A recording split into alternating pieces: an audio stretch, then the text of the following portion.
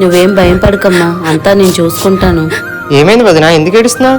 సంపత్, అది మీకు ఎంత డబ్బు కావాలన్నా ఇస్తాను. ప్లీజ్ ఆ ఫొటోస్ డిలీట్ చేసేయండి.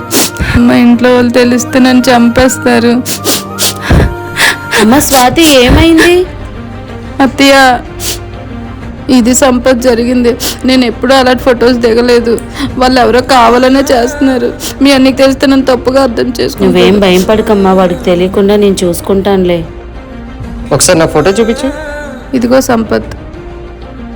ఇది చూస్తుంటేనే తెలుస్తుంది కదా వదినా, ఇదే ఫోటో అని. మరి మనం ఇప్పుడు ఏం చెయ్యాలిరా? ముందు మనం వదినకి తోడుగా ఉండాలమ్మా. నువ్వేం భయపడకు వదినా.